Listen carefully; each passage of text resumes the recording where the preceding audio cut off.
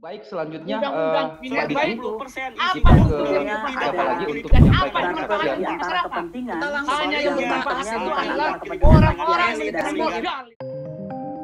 Kami akan menanyakan kepada setiap fraksi apakah RUU tentang perubahan atas Undang-Undang 4 tahun 2009 tentang pertambangan mineral dan batu bara dapat disetujui atau disahkan menjadi undang-undang.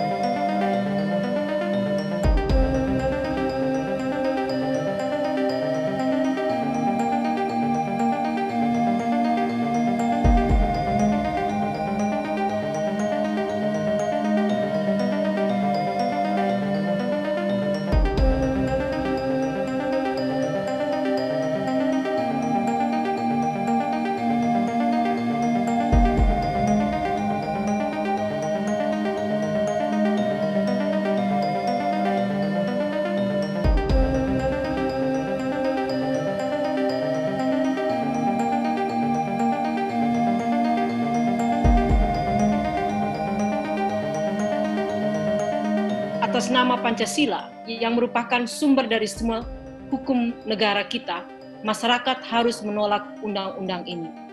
Undang-undang ini terutama mengangkangi penghormatan pada nilai dasar berbangsa, yaitu kerakyatan dan keadilan sosial. Negara mestinya melindungi dan memberdayakan masyarakat, terutama kelompok rentan dan kaum miskin. Namun kita melihat bahwa undang-undang ini justru lebih mengistimewakan kaum pemilik modal dan mengorbankan kepentingan masyarakat kecil. Undang-undang ini menyebabkan ancaman yang terlalu besar terhadap kehidupan masyarakat. Pasal 1, wilayah hukum pertambangan adalah seluruh ruang darat, ruang laut, termasuk ruang dalam bumi, sebagai satu kesatuan wilayah, yaitu Kepulauan Indonesia, tanah di bawah perairan, dan landas kontinen. Ini kalimat yang paling gila, yang paling tidak masuk akal, dari semua kecerdasan yang dibangun selama berabad-abad tentang ilmu-ilmu kebumian, tentang biologi. Kalau mau bongkar bumi, sekalian aja bongkar kerasnya gitu. Sumber energi terbesar itu ada di inti bumi gitu. Begitu absurdnya pikiran ini bahwa semua mau dibongkar, dan itu untuk mengabadikan akumulasi kekayaan. Prosesnya sangat rahasia dan bahkan disahkan di dalam masa COVID. Oleh karena itu, maka saya pikir Presiden dan DPR tidak punya niat baik untuk Undang-Undang Minerba yang baru.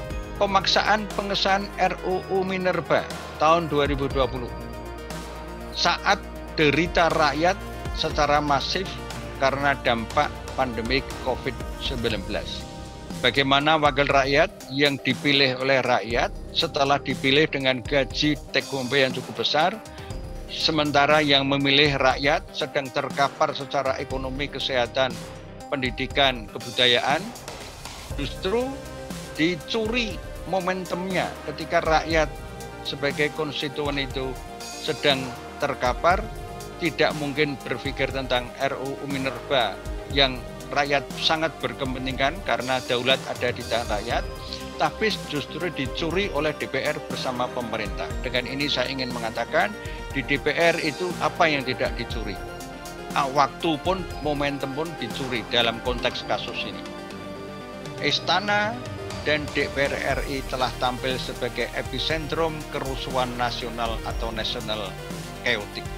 Jadi nanti kalau terjadi kerusuhan, sebab musababnya, akar masalahnya, sumbernya adalah national chaotic karena ini dilakukan oleh dua lembaga negara, yaitu pemerintah di bawah Presiden Jokowi dan DPR yang kolektif itu. Oleh karena itu kami, peserta sidang rakyat, memutuskan 1. menyatakan bahwa sidang paripurna DPR RI pada tanggal 12 Mei 2020 tidak quorum dan koruptif. 2. Menyatakan bahwa sidang paripurna DPR RI pada tanggal 12 Mei 2020 curang karena memanfaatkan situasi pandemi COVID-19. 3. Undang-Undang Minerba adalah produk gagal dan ilegal serta dinyatakan batal demi hukum atas nama kedaulatan rakyat dan demi keselamatan rakyat banyak. 4. Seluruh kontrak, perjanjian, izin yang diterbitkan berdasarkan undang-undang ini batal demi hukum. 5. Mengembalikan sepenuhnya hak ruang hidup pada rakyat. Dengan demikian rakyat memiliki hak veto untuk menyatakan tidak dan menolak kegiatan pertambangan. 6.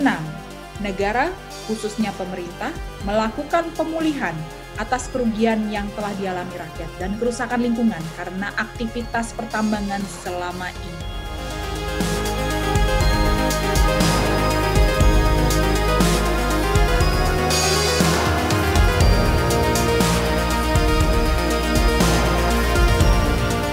Mohon Mbak Puan, cabut Undang-Undang Minerba.